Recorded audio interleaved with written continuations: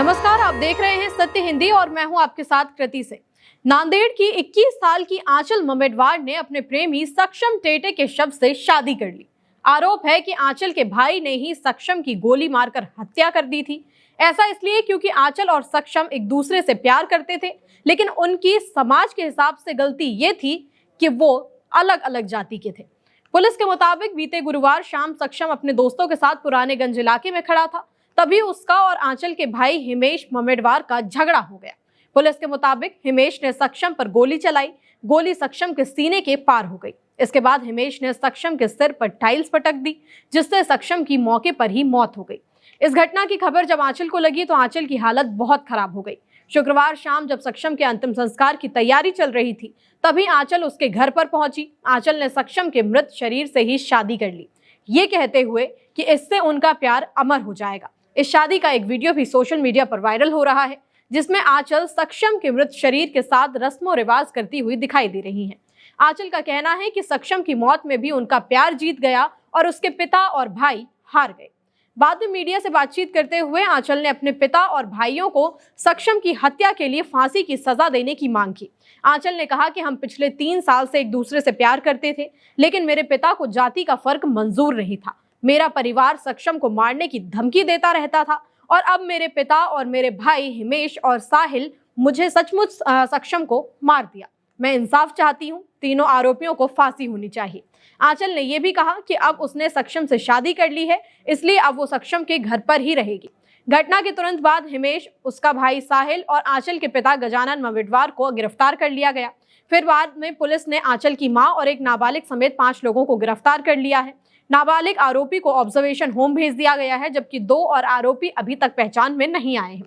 नांदेड़ के एसपी अविनाश कुमार ने the Indian express को बताया कि हमने बाद में 2 और लोगों को गिरफ्तार किया, जिनमें लड़की की मां भी शामिल है।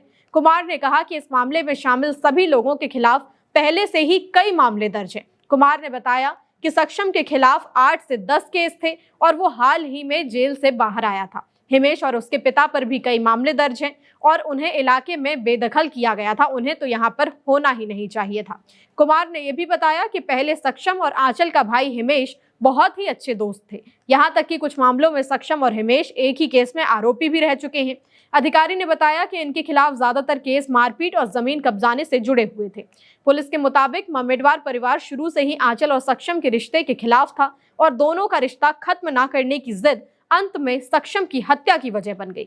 आंचल के परिवार वालों का कहना है कि भले ही हमारे परिवार पर आपराधिक मामले दर्ज हों, लेकिन हम नहीं चाहते थे कि हमारी बेटी ऐसे लड़के से शादी करे जिसके खिलाफ भी आपराधिक मामले चल रहे हों। पुलिस अधिकारी के मुताबिक आंचल के परिवार पर हत्या, गैरकानूनी भीड़ बनाना, दंगा करने और अन्य आरोपों में केस दर्ज किया गया है। मामला भारतीय न्याय संहिता BNS SC/ST अत्याचार निवारण एक्ट और आर्म्स एक्ट के तहत दर्ज हुआ है। गिरफ्तार आरोपियों को कोर्ट में पेश किया गया, जहां से उन्हें पुलिस कस्टडी में भेज दिया गया है। जांच जारी है।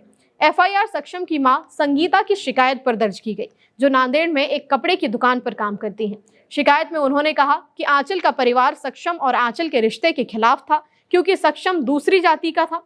संगीता ने यह भी कहा कि आंचल के माता पिता और भाइयों ने पिछले 1 महीने से सक्षम को मारने की धमकी भी दी थी, लेकिन सक्षम ने अपने खिलाफ पहले से दर्ज मामलों की वजह से पुलिस में शिकायत करने से परहेज किया। संगीता ने आरोप लगाया कि 27 नवंबर को करीब शाम 4 बजे हिमेश और उसके लोग सक्षम के घर पहुंचे और उसे बुलाने लगे।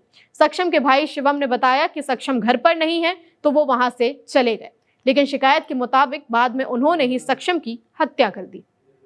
संगीता ने भी अपने बेटे के हत्यारों को कड़ी से कड़ी सजा देने की मांग की है।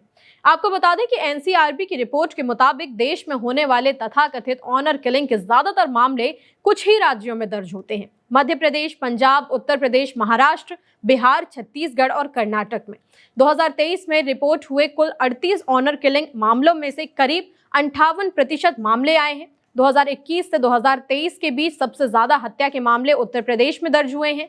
बिहार, मध्य प्रदेश और महाराष्ट्र भी लगातार टॉप 5 राज्यों में रहे हैं। हालांकि राष्ट्रीय स्तर पर हत्या के मामलों में कमी आई है। 2021 में जहां पर 29,272 मामले थे, वहीं 2023 में ये संख्या घटकर 27,721 रह गई थी। लेकिन ये फिर भी बहुत ज्यादा है और इस बात पर बहुत ज्यादा ध्यान देने की जरूरत है। आपको क्या लगता है, हमें कमेंट में बताएं। साथ ही वीडियो को लाइक और शेयर करें और चैनल को सब्सक्राइब भी। फिलहाल के लिए इतना ही। नमस्कार।